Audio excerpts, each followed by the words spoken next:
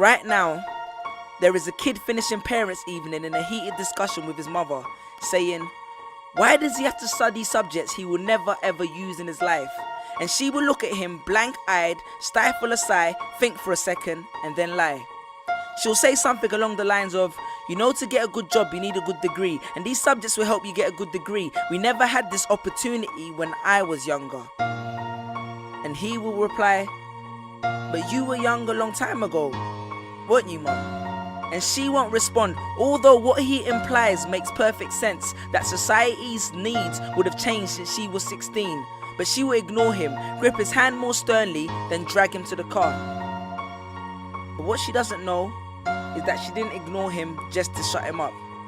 She didn't lie because they were just returning from parents' evening and an argument in the hallway would look bad on her resume.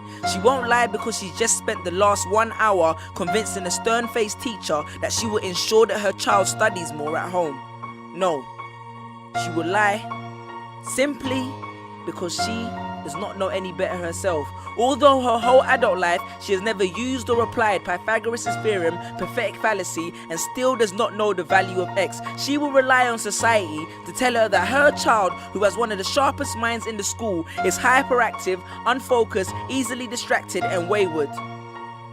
Students, how many equations, subjects, and dates did you memorize just before an exam never to use again?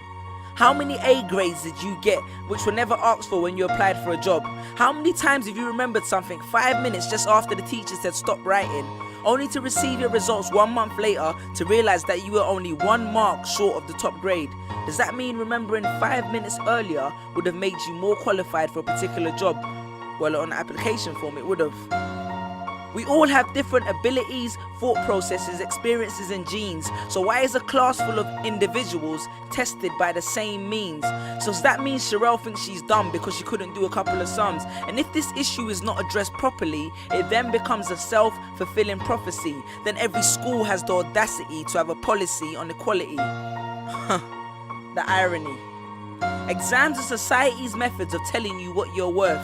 But you can't let society tell you what you are, because it's the same society that tells you that abortion is wrong but then looks down on teenage parents. The same society that sells products to promote natural hair, looks and smooth complexion, with the model on the box half photoshopped and has fake lashes and hair extensions, with pastors that preach charity but own private jets, imams that preach against greed but are all fat, parents that say they want educated kids but constantly marvel at how rich Richard Branson is, governments that preach peace but endorse wars, that say they believe so much in the importance of higher education and further learning, then why increase tuition fees every single year?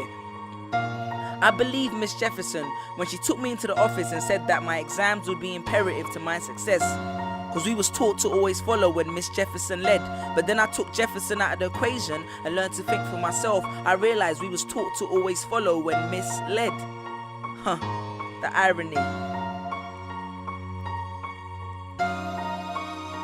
Test us with tests, but the finals are never final, because they never prepare us for the biggest test, which is survival. And what I suggest is fairly outlandish, so I do not expect everyone to understand this, except for the kids who knows what it feels like to be worth no more than that D or that A that you get on results day, and the ones whose best stories were never good enough for the English teacher, because apparently you missed out key literal techniques, did not follow the class plan, and the language was too informal for him to understand. But then he'd reference Hamlet and Macbeth, and you'd fight the urge to express your contempt by partially clenching your fist with only your medius finger left protruding in the middle of your hand, and then asked if he was aware that Shakespeare was known as the innovator of slang. Or the kid at the back of the class who thinks, why am I studying something that doesn't fuel my drive? But then when confronted with a maths problem, his eyes come alive. So this one is for my generation, the ones who found what they were looking for on Google, the ones who followed their dreams on Twitter, pictured their future on Instagram, accepted destiny on Facebook. This one's for my failures and my dropouts,